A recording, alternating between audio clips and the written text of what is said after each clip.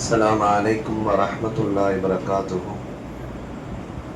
نحمده ونصلي على رسوله الكريم. أما بعد، قال الله سبحانه وتعالى في القرآن العظيم والفرقان المجيد بعد أعوذ بالله من الشيطان الرجيم بفضل بسم الله الرحمن الرحيم. إياك نعبد وإياك نستعين. صدق الله العليم.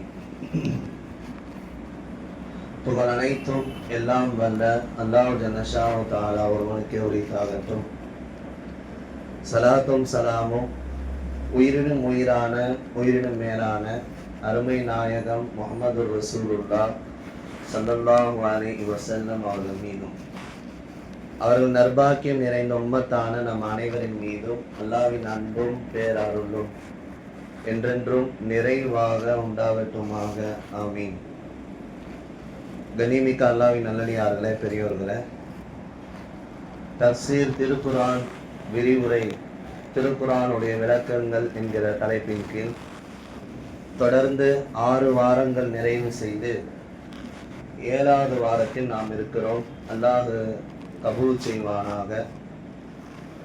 குர்ஆனுடைய அர்த்தங்கள், விளக்கங்கள், அதனுடைய புரிதல்கள், அதனுடைய தஜ்வீது சட்டங்கள், இதெல்லாம் நாம் கண்டிப்பாக தெரிய வேண்டும். குர்ஆனை கண்டிப்பாக கற்க வேண்டும், ஓத வேண்டும், பிறருக்கு கற்றுக் கொடுக்க வேண்டும். இது ஒவ்வொரு முஃமினான ஆண் பெண் மீது கடமை. இது அல்லாஹ்வுடைய கலாம் ஷரீஃப், அது ரொம்ப இம்பார்ட்டன்ட் ஆனது. தொடர்ந்து அதனுடைய விளக்கங்கள் குறித்து நாம் பார்த்து வருகிறோம். ஆரம்பமாக தஃசீர்னா என்ன, குர்ஆனுக்கு எதுக்கு விளக்கம், சில ஆயத்து எப்படி இறங்குச்சு, அதனுடைய அர்த்தம் என்ன, விளக்கம் என்ன பார்த்து வந்தோம். இரண்டாவது அஊது பில்லாஹி மினஷ் ஷைத்தானிர் ரஜீம், விரட்டப்பட்ட ஷைத்தானிடமிருந்து நான் பாதுகாப்பு தேடுகிறேன். அந்த துவாவினுடைய பொருள்கள், அர்த்தங்கள், விளக்கங்கள், பயன்கள் எல்லாம் பார்த்தோம். அடுத்து ஒரு 2-3 வாரங்கள் பிஸ்மில்லாஹிர் ரஹ்மானிர் ரஹீம், அதனுடைய விளக்கங்கள், அர்த்தங்கள், சிறப்புகள், பயன்கள் எல்லாம் பார்த்தோம். சென்ற வாரம் அல்ஹம்து சூராவினுடைய அர்த்தங்கள், விளக்கங்கள் பார்த்ததோடு அதோடு 3 ஆயத்துக்கள் அல்ஹம்துலில்லாஹி ரப்பில் ஆலமீன், அகிலத்தை படைத்து பரிபாலிக்கின்ற அல்லாஹ்வுக்கு எல்லா புகழும். அர் ரஹ்மானிர் ரஹீம், அளவற்ற அருளாளன், நிகரற்ற அன்புடையோர். மாலிகி யௌமித்தீன், தீர்ப்பு நாளின் அதிபதி அவனே. அதனுடைய அர்த்தங்கள், விளக்கங்கள் எல்லாம் பார்த்தோம். இனி அடுத்து இருக்கிற 3 ஆயத்து ரொம்ப இம்பார்ட்டன்ட் ஆனது. இய்யாக நஅபுது வ இய்யாக நஸ்தஈன். ஓதுவோமா இன்ஷா அல்லாஹ். அதை தஜ்வீதோட அப்படியே ஓதி பாருங்க. அஊது பில்லாஹி மினஷ் ஷைத்தானிர் ரஜீம். பிஸ்மில்லாஹிர் ரஹ்மானிர் ரஹீம். இய்யாக நஅபுது வ இய்யாக நஸ்தஈன். இய்யாக சத்து அழுத்தி ஓதணும். இய்யாக நஅபுது வ இய்யாக நஸ்தஈன். இஹ்தினஸ் ஸிராத்தல் முஸ்தகீம். ஸிராத்தல் தா இருக்கு, தா வச்சு உச்சரிக்க கூடாது. ஸிராத்தல் முஸ்தகீம். ஸிராத்தல் லதீன அன்அம்த அலைஹிம் கய்ரில் மக்தூபி அலைஹிம் வலத்தால்லீன். இப்படி தஜ்வீதோட ஓதவும் பழகணும். இதனுடைய அர்த்தங்கள் நாம் பார்ப்போம். இய்யாக நஅபுது, உன்னையே நாங்கள் வணங்குகிறோம். வ இய்யாக நஸ்தஈன், உன்னிடமே நாங்கள் உதவி தேடுகிறோம். வணக்கத்திற்குரிய நாயன் ரப்பு மட்டும்தான். உலகத்தில் வேறு யாருமே கிடையாது. வேறு யாரையும் நம்ம வணங்கவும் முடியாது. தொழுகை, சஜிதா, அமல்கள், இபாதாத்துகள் ரப்புக்கு மட்டும்தான் என்பதை நாம் இங்கு உறுதி செய்கிறோம். இய்யாக, உன்னை மட்டும், நஅபுது, நாங்கள் வணங்குகிறோம். வ இய்யாக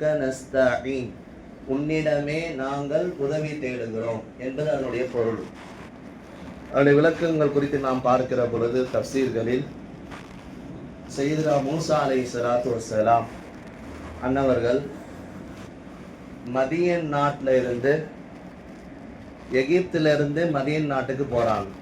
சையதுனா மூசா அலைஹிஸ்ஸலாம் அவங்க எகிப்து நாட்டில் இருந்து மதியன் நாட்டுக்கு போகிறாங்க. எகிப்து நாட்டில் 2 பேர் சண்டை போட்டுக்கிட்டு இருந்தாங்க. ஏதோ ஒரு பிரச்சனை. இவங்க போய் பிரித்து விடுறன்னு போய் அதில் ஒரு நபரை தடுத்தாங்க, தள்ளிட்டாங்கன்னு நினைக்கிறேன். கீழே விழுந்து வஃபாத் ஆகிட்டார். ஒரு கொலை நடந்து விட்டது, தெரியாமல் நடந்துச்சு. உடனே ஃபிரௌன், அந்த நாட்டினுடைய அரசர் யாருங்க? மிஸ்ர நாட்டின், எகிப்து நாட்டினுடைய மன்னர், அநீதமான மன்னர், சர்வ அதிகாரியாரிய மன்னர் யாரு? ஃபிரௌன். ஆள் அனுப்புங்க, இந்த மாதிரி மூசா ஒருத்தரை கொண்டுட்டாரு. இப்போ அங்கேருந்து மூசா அலைஹிஸ்ஸலாத்து வஸ்ஸலாம் அவங்க மதியன் நாட்டுக்கு போகிறாங்க. ஊர் இதெல்லாம் அரபு தேசங்களில் இந்த நாடுகள்லாம் இருக்குது. இப்போ மதியன் நாட்டுக்கு வராங்க. ஷுஐப் அலைஹிஸ்ஸலாம் என்கிற ஒரு நபி அவங்களுடைய மகளாரை திருமணம் செய்கிறார்கள். இதெல்லாம் குர்ஆனில் வேற வேறு ஜுஸுக்களில் அல்லாஹ்வே பேசுவான். வருகிற பொழுது நிக்காஹ் செய்கிறார்கள். நிக்காஹ் செய்து 8 வருஷம் ஆடு மேய்க்கிறாங்க. என்ன மேய்க்கிறாங்க? எல்லா நபிமார்களுடைய மிகப்பெரிய ஒரு சுன்னத், ஆடு மேய்ப்பாங்க. பக்ரீத் வருது, நம்மளும் ஆடு வாங்கி குர்பான் கொடுப்போம். அப்போது ஆடு மேய்ச்சாங்க, பல இபாதத்து விஷயங்கள்லாம் செஞ்சாங்க.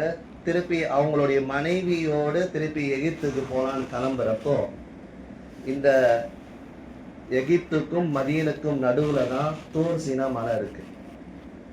அங்கே போகிறப்போ ஒரு மிகப்பெரிய ஒரு ஒளி ஏற்படுது, சூரிய ஒளி ஏற்பட்டோன்னா மனைவி ஒரு குறிப்பிட்ட இடத்துல நிப்பாட்டிட்டு, அது என்ன ஒளின்னு தெரியல, யார் இருக்காங்க போய் பார்த்துட்டு, நான் எப்படி ரூட்டு ஊருக்கு போகணும், எகிப்துக்கு எப்படி போகணும்னு சொல்லி கேட்டு வரேன்னு போனாங்க. அங்கே அந்த ஒளி யாருங்க? பனாதா ஐயா மூசா, ஓ மூசாவை அல்லாஹ் அழைக்கிறான். உலகத்திலேயே அல்லாஹ் பேசிய ஒரே நபி யாருன்னா மூசா அலைஹிஸ்ஸலாம் தான். மேராஜ் இரவில் ரசூலுல்லாஹி ஸல்லல்லாஹு அலைஹி வஸல்லம் பேசினாங்க, டைரக்டாக பேசினாங்க, நேரடியாக பேசினாங்க. அது வானுலகில் உலகத்திலேயே அல்லாஹ் பேசிய முதல் நபி மூசா அலைஹிஸ்ஸலாம். அதனால தான் அவங்களுக்கு கலீமுல்லான்னு பேர் வந்துச்சு, அல்லாஹ்விடம் பேசியவர்.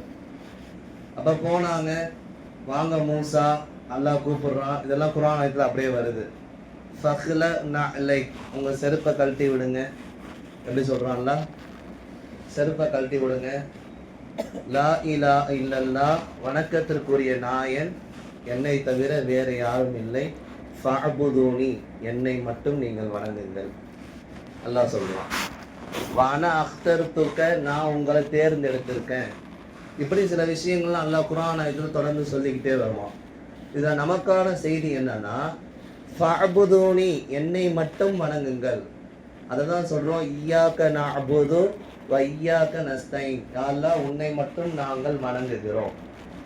உலகத்திலேயே வணக்கத்திற்கு தகுதியானவன் அல்லாஹ் மட்டும்தான் என்கிற உயர்ந்த விஷயத்தை நம்ம மனசில் ஆழமாக பதிய வைக்கணும். வேறு எந்த சிலைகளோ அல்லது அவரோ இவரோ யாரும் கிடையாது, ரப்பு மட்டும்தான். வையாக்க நஸ்தஈன், உன்னிடம் மட்டுமே உதவி தேடுகிறோம். அதற்கு தஃசீர்களின் முஃபஸ்ஸிரீன்கள் விளக்கம் தருகிற பொழுது, புகாரி ஷரீஃபினுடைய விரிவுரையாளராக இருக்கக்கூடிய அல்லாமா இப்னு ஹஜர் அஸ்கலானி, ஷாஃபி மதபுடைய மிகப்பெரிய இமாம், புகாரி ஷரீஃபுக்கு விளக்கம் எழுதக்கூடியவங்க, அவங்க ஒரு பதிவு தராங்க. ஒரு சஹாபி இருந்தாங்க. அந்த சஹாபி மிஅக்கல், அவர் பேர் என்னங்க? மிஅக்கல் என்கிற ஒரு சஹாபி, ரொம்ப அற்புதமான ஒரு சஹாபி. அவங்க ஒரு ஊருக்கு போகிறாங்க. ஊருக்கு போகிற பொழுது ஒரு வியாபாரங்கள்லாம் செய்யப்படுது. அன்னைக்கெல்லாம் அந்த திருட்டு கொலைலாம் அதிகம். ஒரு கள்ளன், திருடன் வந்து அவரை மிரட்டி, ஒழுங்காக எங்கள் கூட வாங்க அப்படின்னு சொல்லி கூப்பிட்டு போய் வியாபார பொருட்கள்லாம் எடுத்துகிட்டு அந்த மிஅக்கல் என்கிற சஹாபி கூட போகிறாங்க. போக வேண்டிய பாதை வேறு, திருடன் கூட்டு போன பாதை வேறு.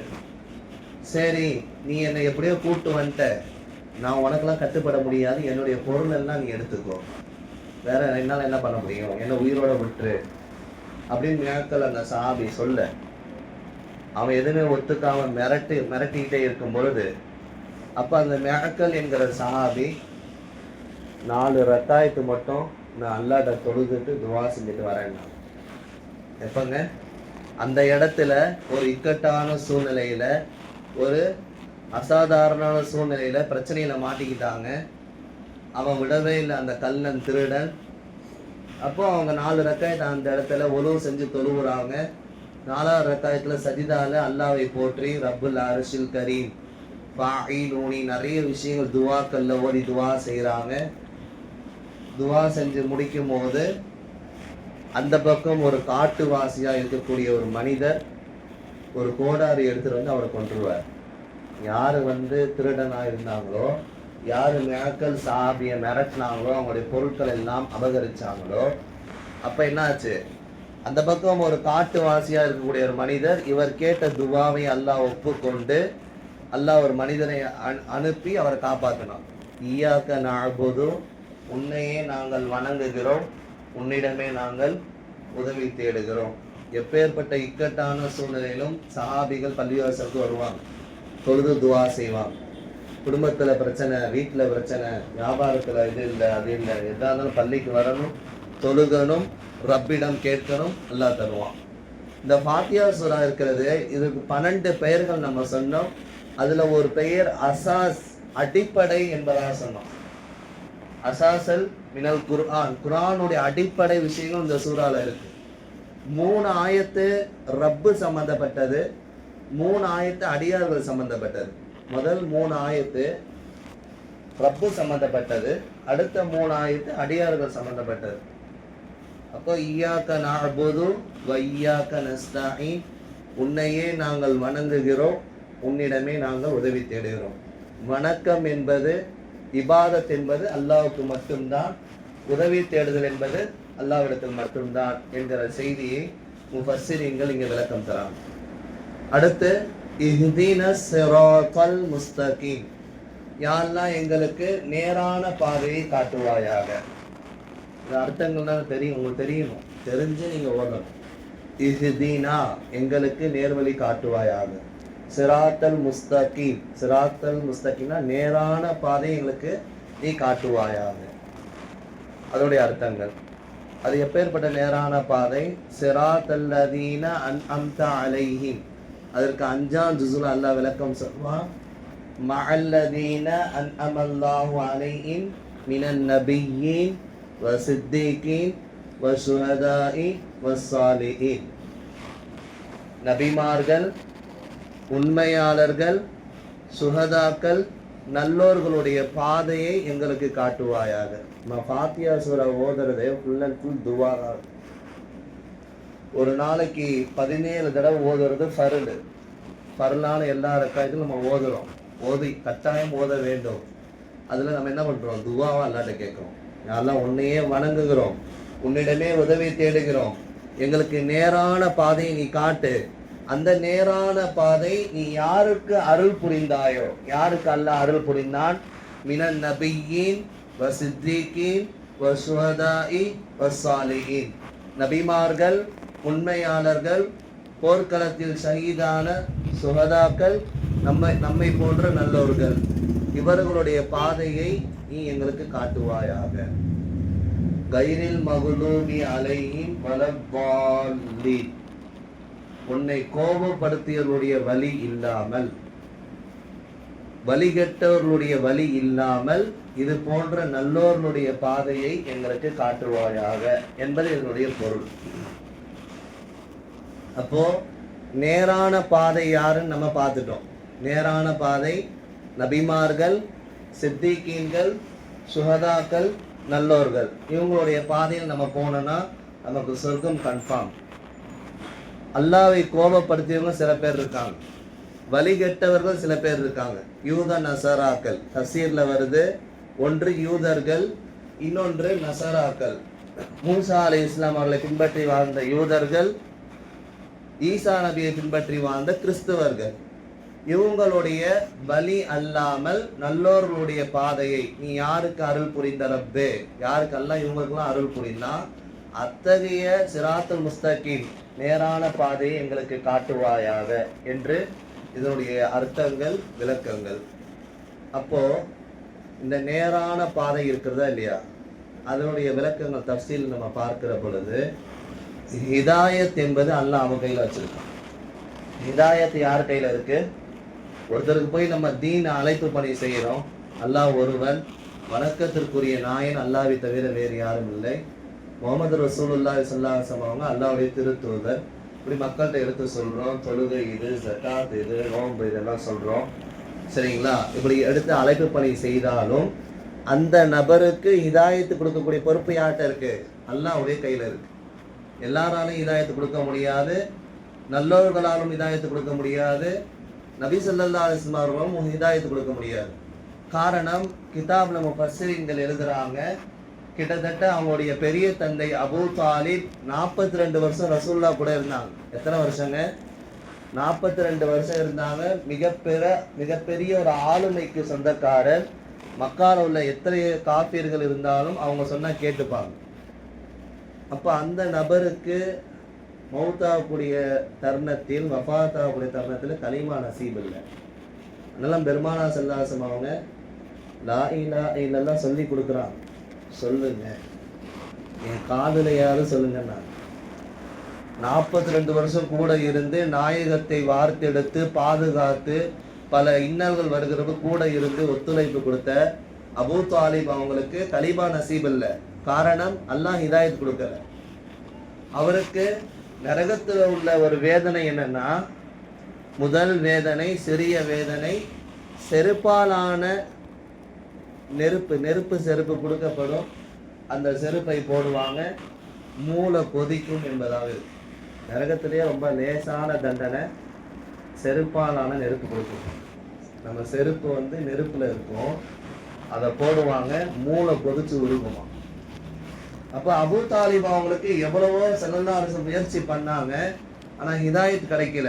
அல்லாஹ் சொல்றான், வஇன்னக லதஹ்தி மன் அஹ்பப்த, நபியே நீங்க யாரெல்லாம் நேசம் கொள்றீங்களோ அவங்களுக்கு நீங்க ஹிதாயத் கொடுக்க முடியாது, நான் தான் கொடுப்பேன். வயஹ்தி மையஷா, நான் நாடியவருக்கு ஹிதாயத் கொடுப்பேன் அல்லாஹ் சொல்றான்.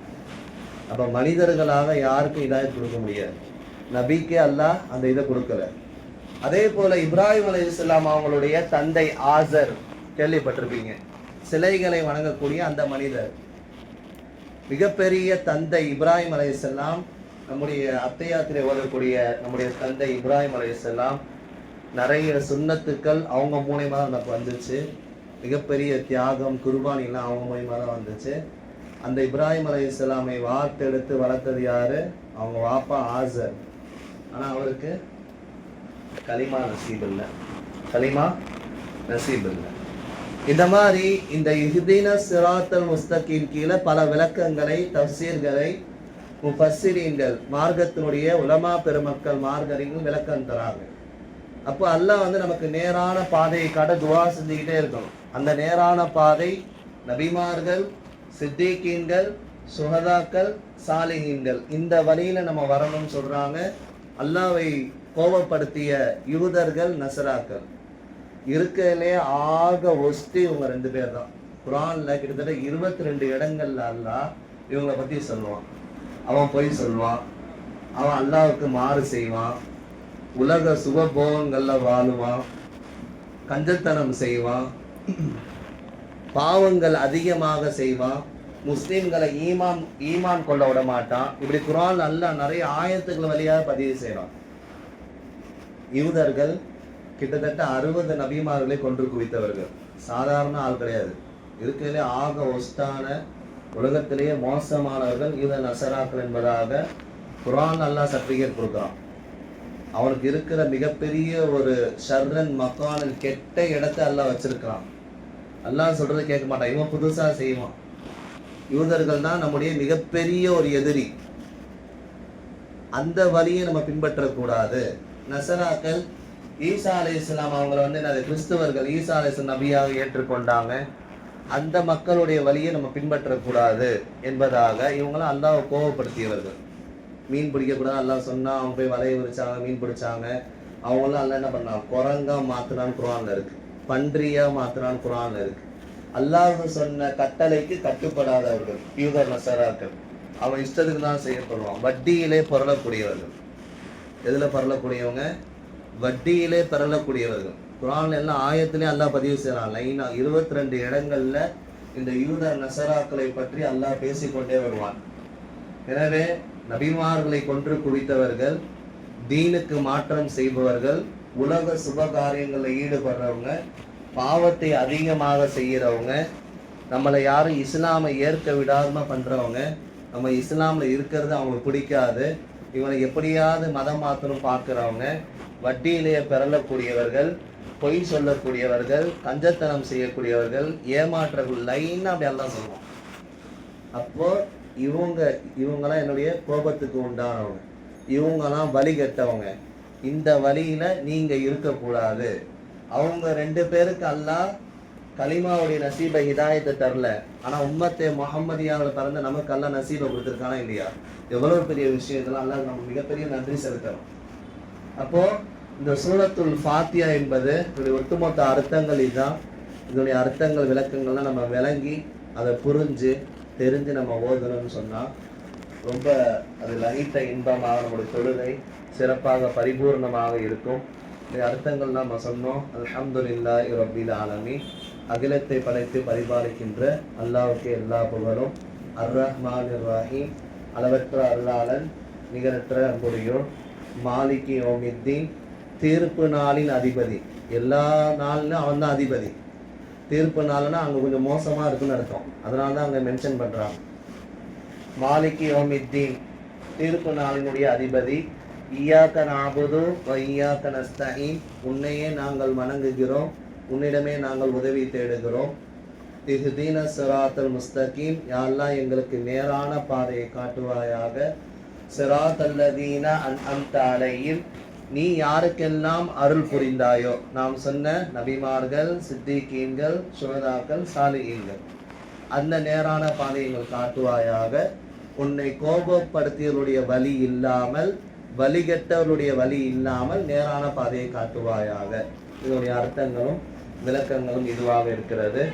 அல்லாஹ் சொல்றான், அல்ஹம்துலில்லாஹி ரப்பில் ஆலமீன். ஒரு அடியான் ஓதுகிற பொழுது ஹமிதனி ரப்பி, அந்த அடியான் என்னை புகழ்ந்து பெருமைப்படுத்தினான்.